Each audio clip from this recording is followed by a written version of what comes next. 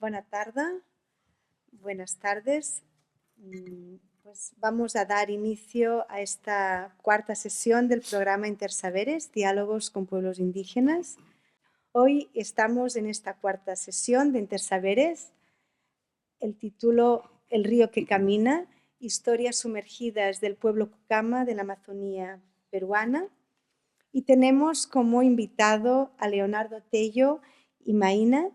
Leonardo estará en diálogo con Emanuele Fabiano, que es doctor en Antropología y Etnología por l'École des études en Sciences Sociales de París.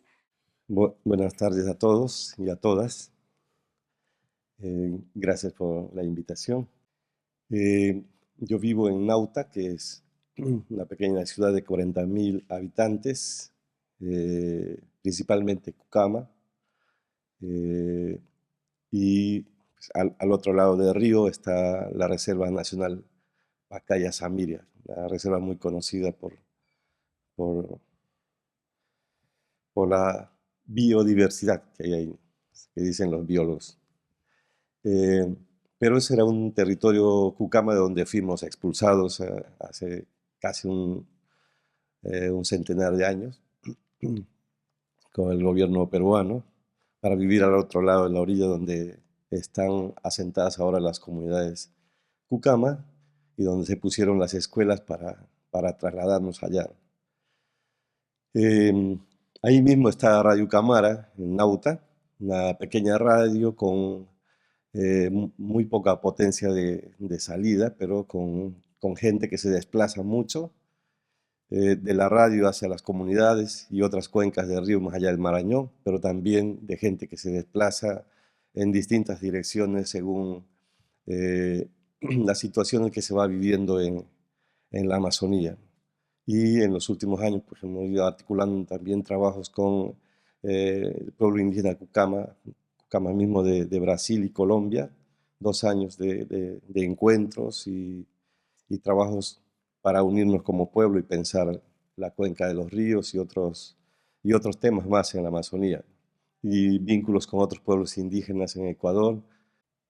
Hace un tiempo atrás, cuando nos preguntábamos cómo hacer radio en la Amazonía y cómo ser indígenas y estar haciendo radio o pensar en hacer radio desde el territorio indígena, en tu propio pueblo indígena.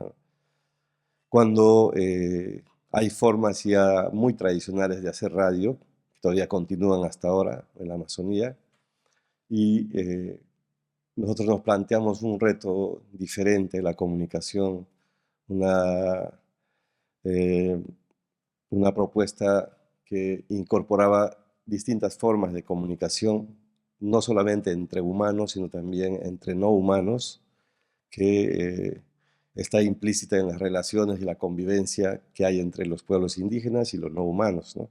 Que es lo que vamos a conversar un poquito más adelante también.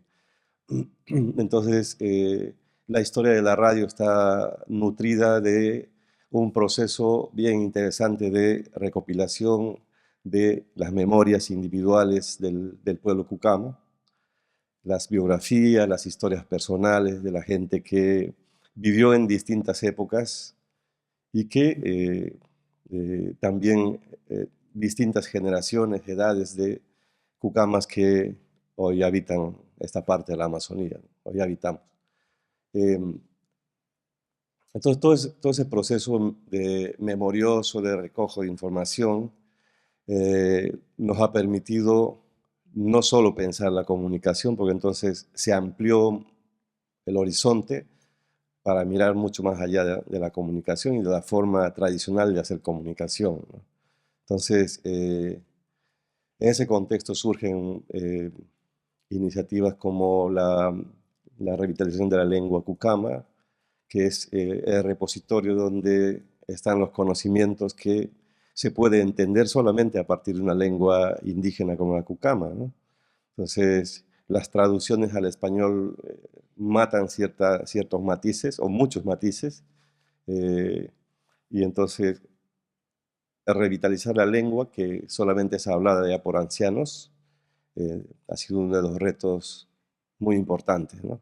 Entonces, En torno a eso salen muchas iniciativas, empezamos a hacer producción audiovisual también, con videoclips muy domésticos, y después reportajes, documentales cortos, y últimamente una película largometraje con 5 animaciones que se llama Carhuara, la gente de Río, que cuenta la historia de los Cucamas y su relación con el río, o qué es el río para los Cucamas.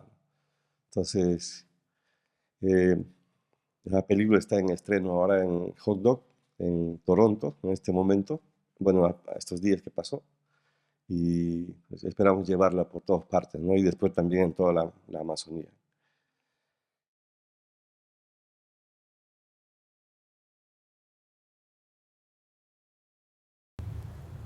Los Cucamas estamos en los países de Colombia, Brasil y aquí en el Perú.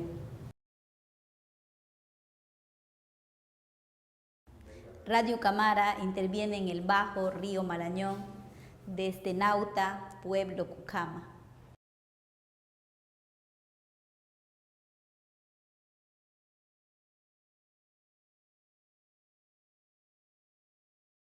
Zawirikai iratsapuni, zawirikai iratsapuni, zawiri wiri panaratsu, zawiri wiri panaratsu.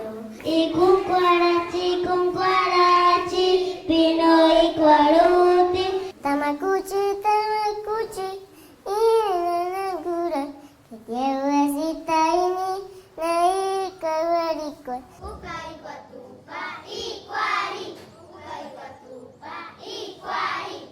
La escuela Icuari es un espacio de aprendizaje, donde la última generación de cucamas hablantes, en este caso los abuelos, enseñan a los niños el idioma cucama, a través de las narraciones, a través de los cantos, cogidos de sus experiencias, de sus vivencias, transmiten conocimientos a los niños, a los adolescentes que asisten a la escuela Icuari.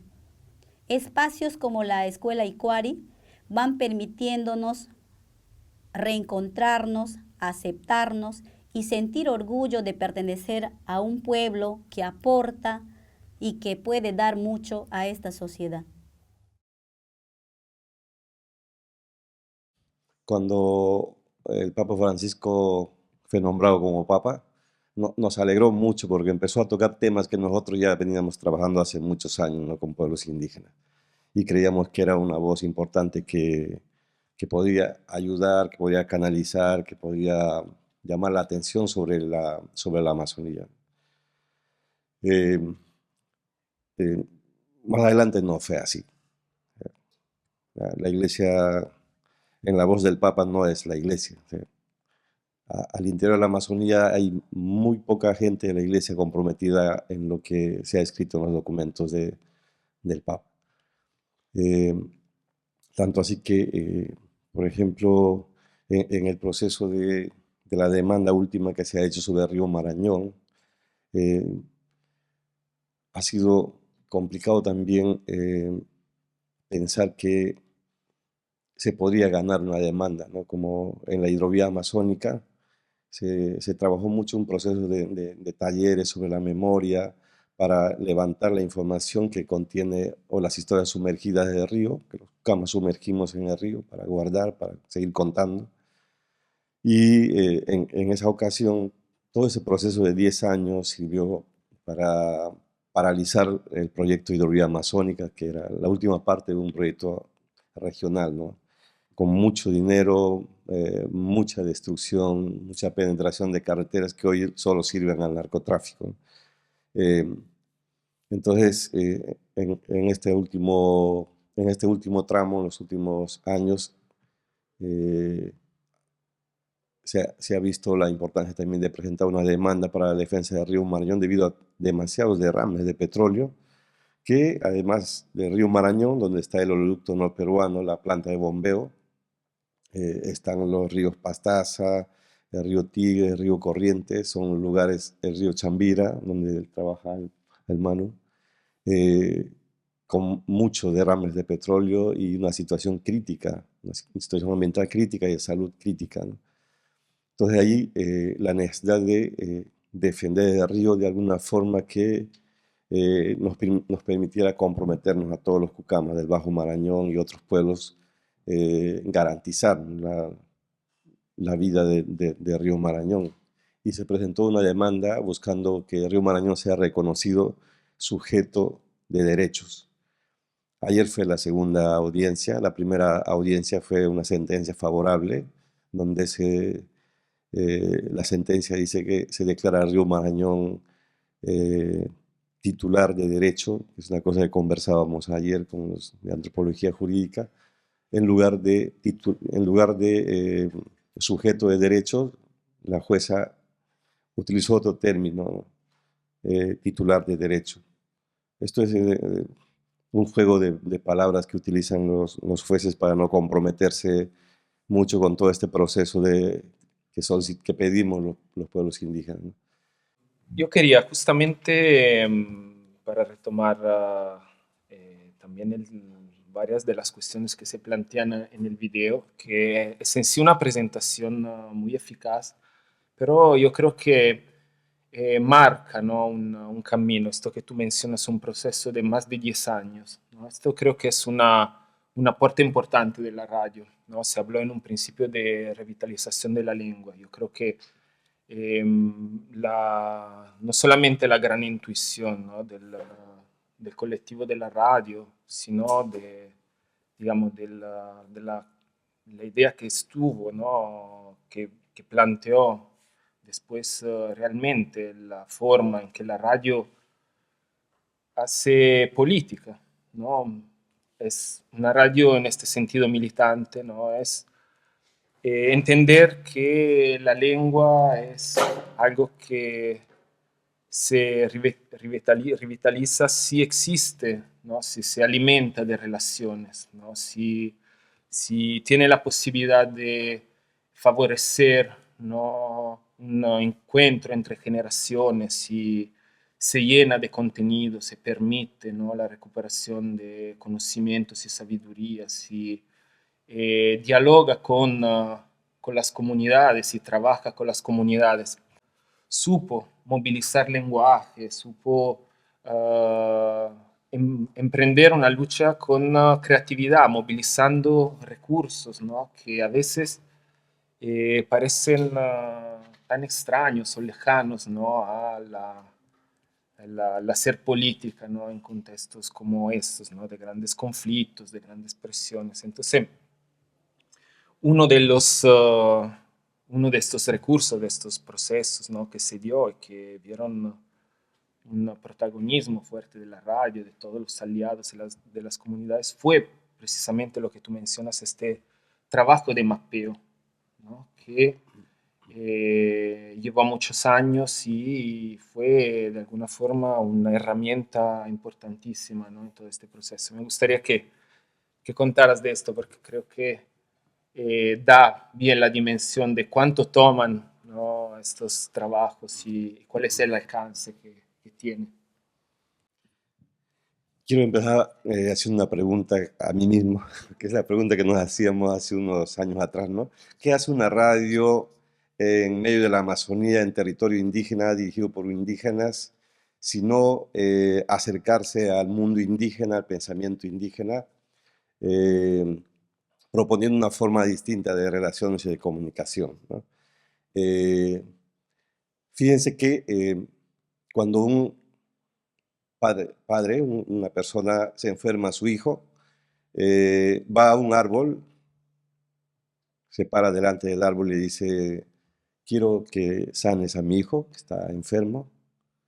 En ese momento el que pide eso sabe que tiene un compromiso también con este árbol, pero ya no es un árbol.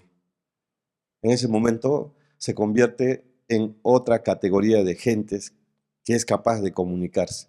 Luego este señor sueña cómo preparar una medicina para su hijo y su hijo queda visiblemente sano. En ese momento se rompieron las fronteras entre lo humano y lo no humano y se ha producido una comunicación efectiva. Entonces, La radio ha empezado a explorar ese espacio de comunicación que va en otra dirección y relaciona categorías de gentes, ¿no?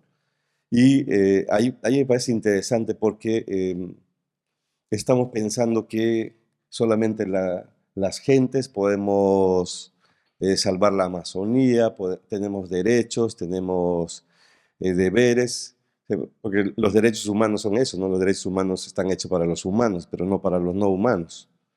Y resulta que la Amazonía no está protegida ni salvada solamente por humanos. Gran parte de la destrucción la hemos causado nosotros, los seres humanos. Y entonces el mundo indígena plantea una propuesta distinta aquí.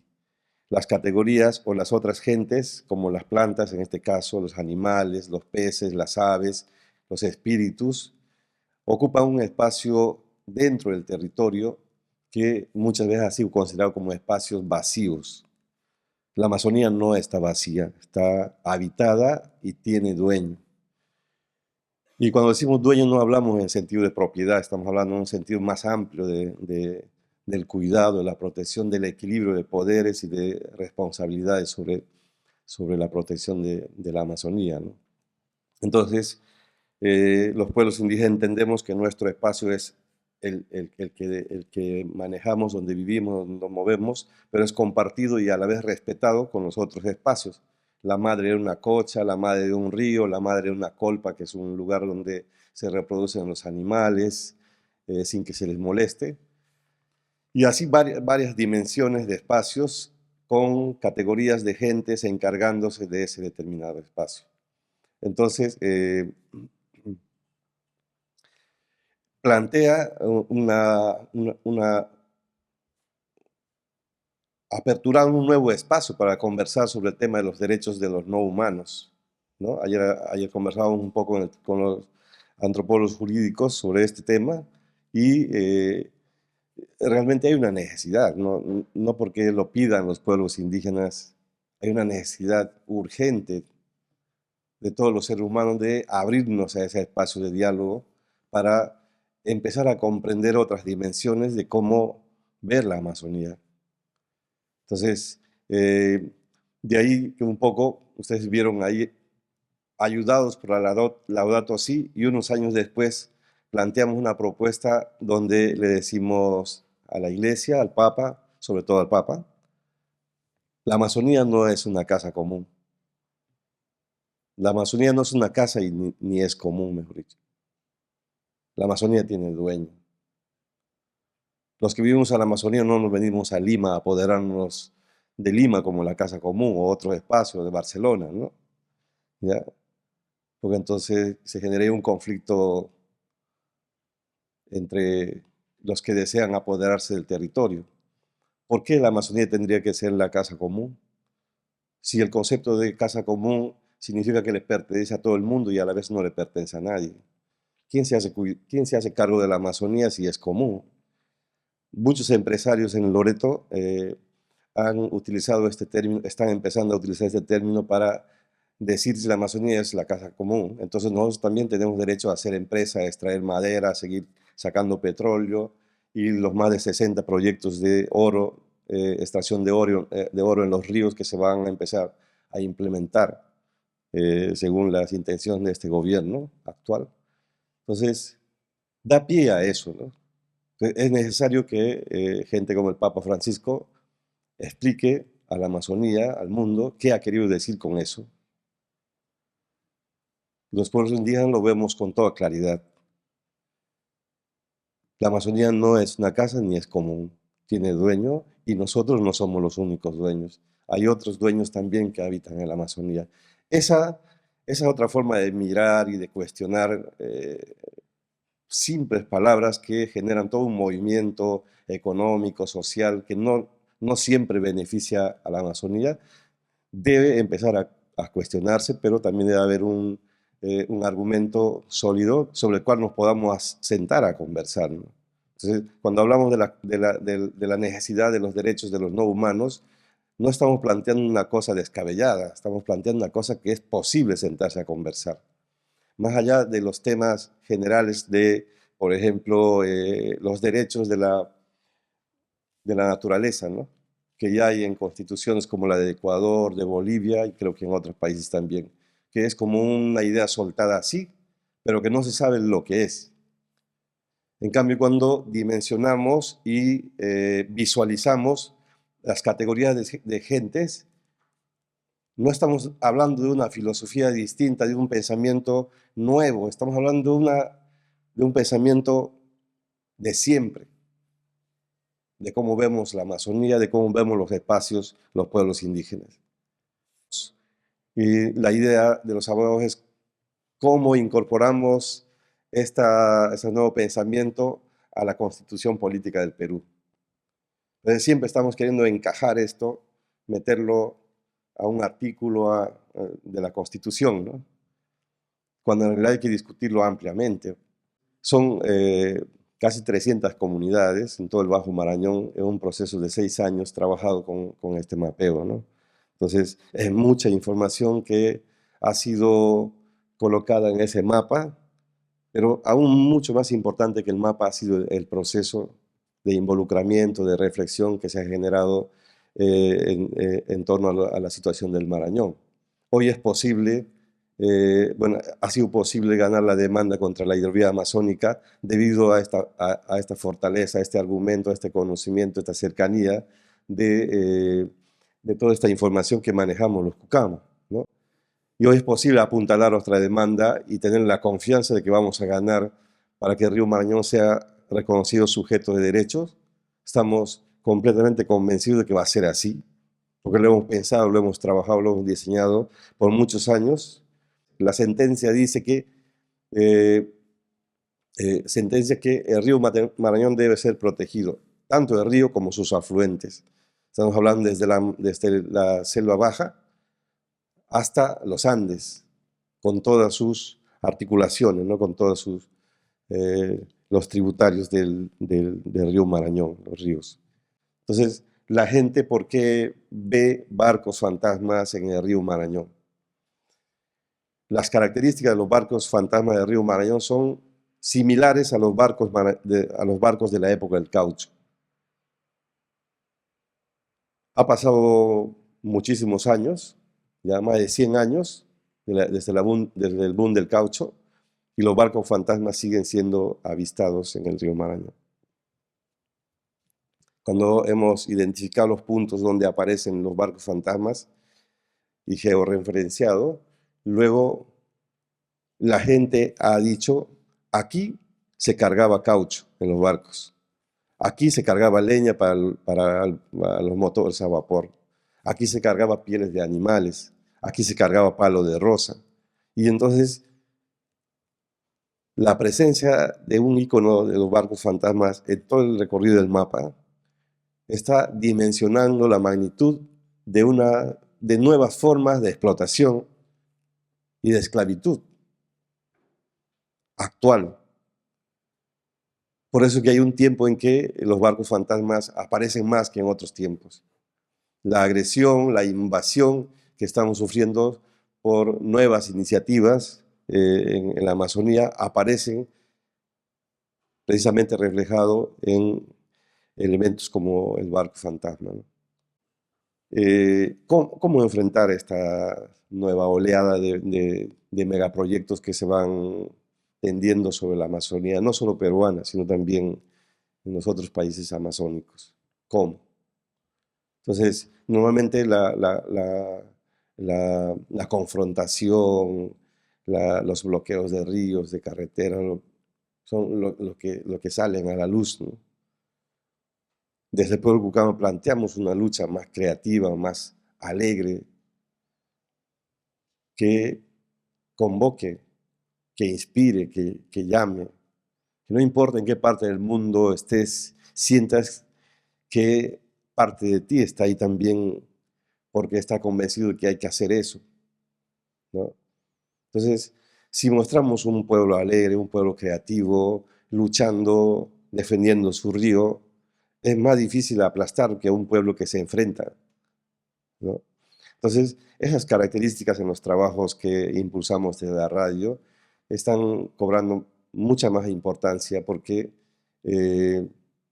creo que eso es lo que nos ha traído también hasta aquí, ¿no? Vamos juntando, nos vamos conversando y diciendo, bueno, hay que hacer esto, hay que hacer lo otro, no importa dónde estés.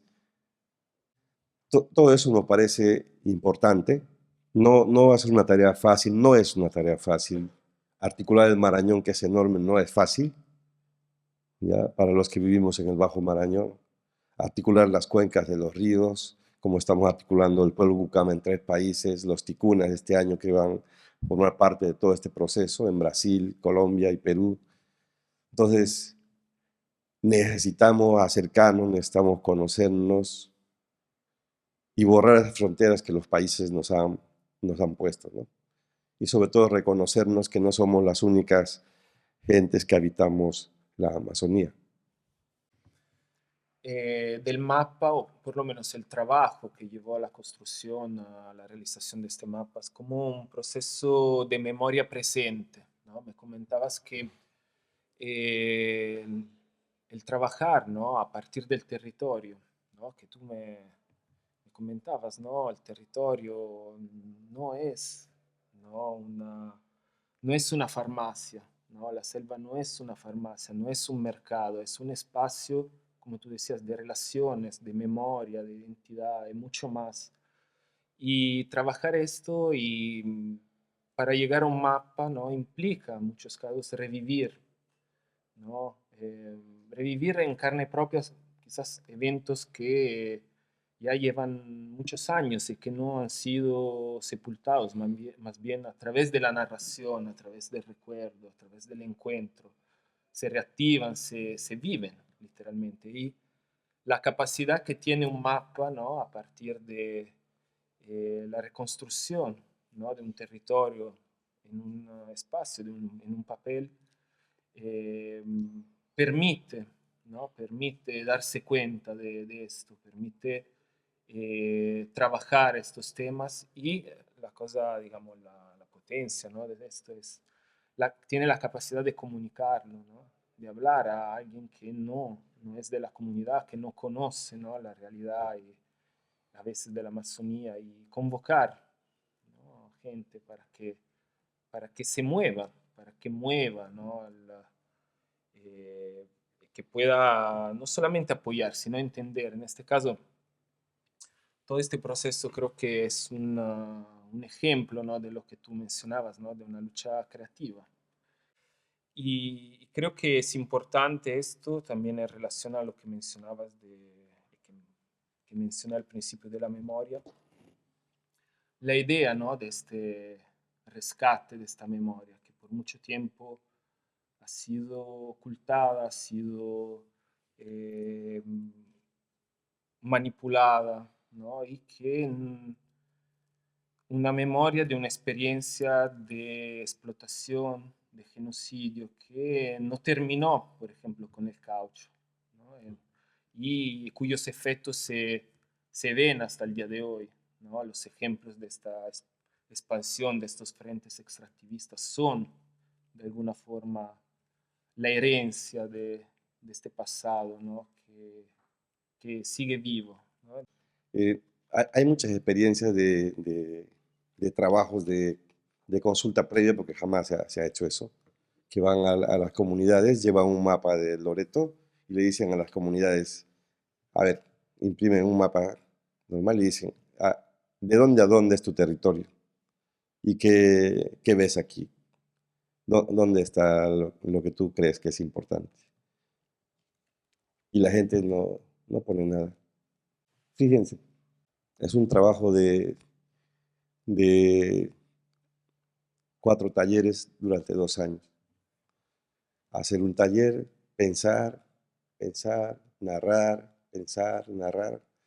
Otra vez el taller, dibujar, pensar, narrar, hacer el taller, pensar, narrar. Y este es un mapa que todavía no está terminado. Hay muchas otras. Este es el mapa que está trabajado hasta el segundo taller. Todavía falta incorporar más información que se ha puesto en los 2 últimos talleres. Entonces, significa que a cada paso que camina los pueblos, conocen lo que hay en el territorio. y pueden dibujar cada detalle del territorio. Lo que no puedes hacer en un mapa que imprimen. Yo le digo a un pueblo indígena que me argumente la importancia de su territorio, del mapa que yo he diseñado, ¿no?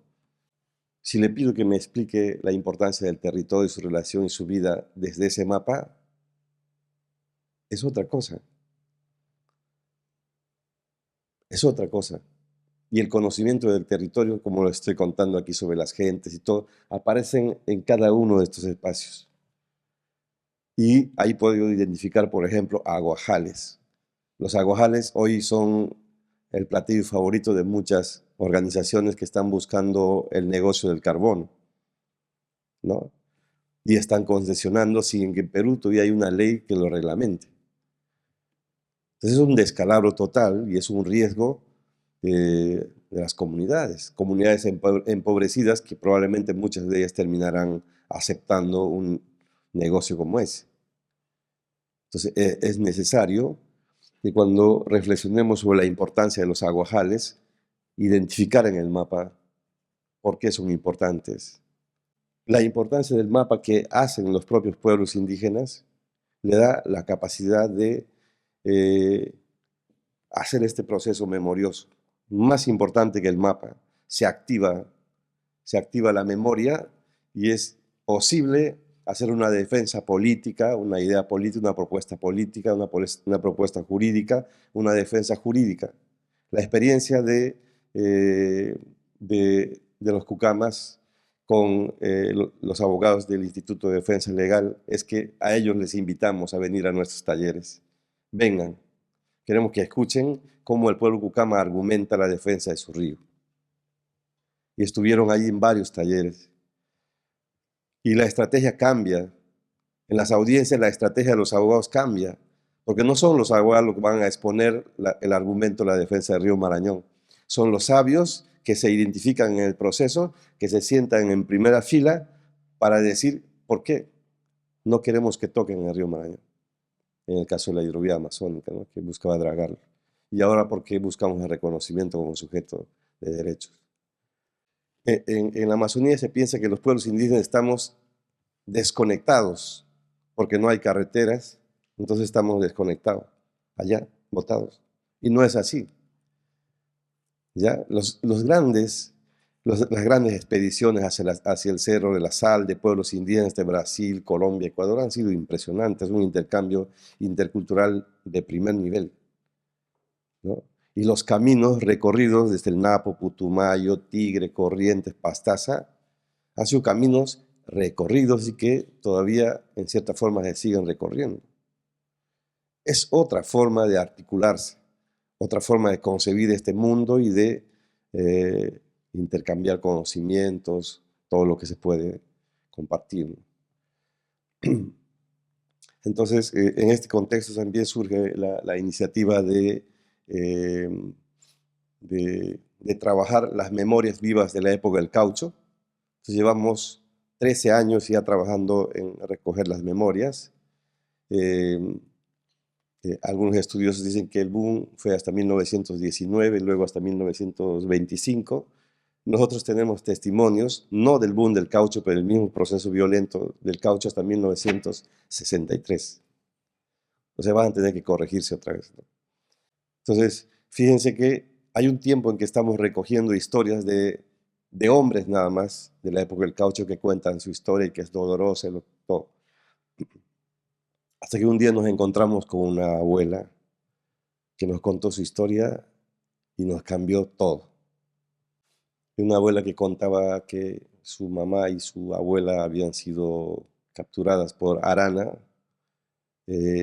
violadas delante de ellas y llevadas a la chorrera, ¿no? Entonces son historias así, muy duras, que las nuevas generaciones probablemente no entenderemos por qué tanta marginación, por qué tanta exclusión, por qué nos tratan de esta forma, ¿no? Y una forma de no normalizar eso es hacer memoria, hay que escuchar a la gente. Y entonces, justo cuando se iba a presentar ya la demanda con IDL para exigir una comisión de la verdad sobre la época del caucho, empezamos a encontrar mucho más testimonios y queremos presentar esta demanda tripartita, Perú, Colombia y Brasil, cada uno en nuestros estados, pero a la vez como pueblo, ¿no? Incorporando también a otros pueblos que quieran sumarse. Sí, quizás esa parte me faltó contar. Eh, porque una cosa es la información que contiene el mapa del río y otra cosa es cómo vemos el río, ¿no? Los Cucamas. A ver, un ejemplo que grafica lo que es el río para nosotros. Cuando un Cucama, no importa la edad que tenga, se cae al río por lo que sea, ¿ya? Y no se encuentra su cuerpo, automáticamente va a vivir dentro del río. Si se encuentra su cuerpo, ya sea ahogado o cadáver, no. Pero si no, está viviendo dentro del río. Y a partir de esa experiencia, la familia ve el río de otra forma. Un espacio donde un familiar está viviendo. Y entonces la relación se vuelve más íntima, más afectiva. Entonces ya no es fácil explicar el río solamente como este canal de navegabilidad o de ir a pescar, ¿no? Sino ya hay un vínculo íntimo entre las familias, porque son cientos de familias que han atravesado eso, ¿ya? Y que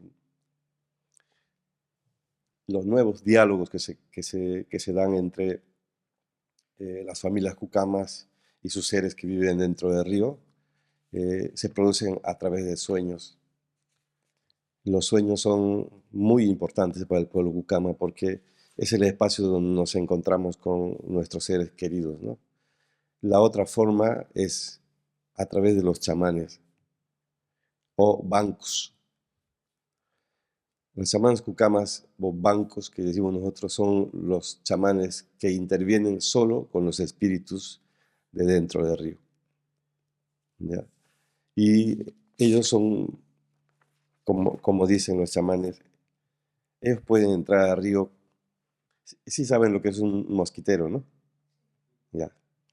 Entonces, los chamanes dicen que ellos pueden entrar al río como si estuvieran entrando a un mosquitero.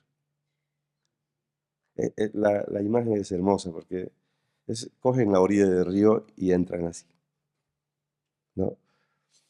Esa imagen habla de qué es el río para un cucama. Todas las emociones, lo que produce solamente el que alguien pueda entrar así al río y que pueda visitarla, sus familiares. Y ahí el río tiene otras dimensiones, ¿no? Como la gran purao, la gran serpiente, que se mueve como quiere, alberga a sus hijos, los protege, ¿no? Y también se relaciona con los cucamas que vivimos fuera del río. En ese sentido, el río ya llega a tener otras dimensiones emocionales, territoriales, vivenciales para los cucamas, ¿no? Entonces, cuando se han producido los derrames de petróleo, las tantas veces que se han producido los derrames de petróleo, muchas madres han llorado mucho, ¿no? Porque sus hijos están ahí dentro, ¿ya? Hubo una ola de suicidios en el Marañón en los años 2002 al 2019. Una ola de suicidios de adolescentes. Entonces, la mayoría de los chamanes que vivían a orilla del río, porque están vinculados al río, fueron sacados de ahí para dar en concesión los puertos a las empresas petroleras, madereras, turísticas, y rompieron ese vínculo entre los chamanes y el río. Entonces fueron a vivir en otra zona, ¿no? Entonces, ¿qué función cumplen los chamanes en el pueblo cucama? Cuando un niño nace, entre el primer día y el primer año que cumple, le hace un rito de colocarle la arcana. La arcana es poner un espíritu protector en el niño o niña. El espíritu de un animal que los padres eligen. Cuando el chamán hace eso, lo que está haciendo es darle un espíritu fuerte, ¿no? Lo que los psicólogos dicen autoestima. Entonces, pero esto es mucho más que eso. Entonces, al hacerlo, lo que dicen los chamanes a los padres, no pueden golpearlo, no pueden gritarle, tienen que cuidarle y protegerle. Si golpean a un niño arcaneado, este puede enfermarse hasta morir, ¿ya? Porque su cuerpo está recibiendo otro espíritu, aparte del que ya tiene. Entonces hay que dejar que ese espíritu se junten, y en ese tiempo hay que cuidarlos. Entonces la arcana protege a muchos niños de las violencias también, ¿no? que puede haber.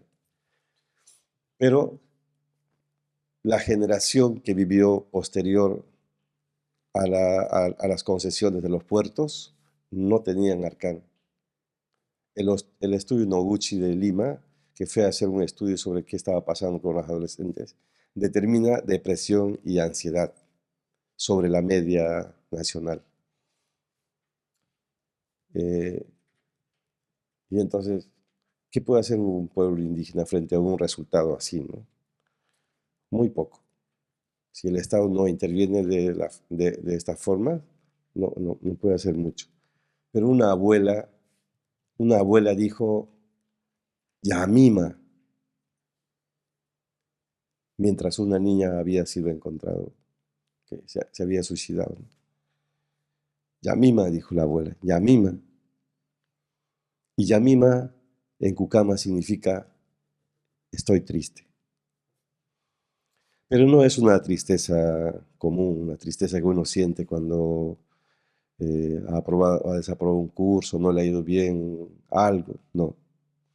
Yamima hace referencia, y voy a poner un ejemplo, cuando uno va a la selva y captura la cría de un ave y lo lleva a su casa o un mono, lo lleva a su casa para domesticarlo como mascota, ¿ya?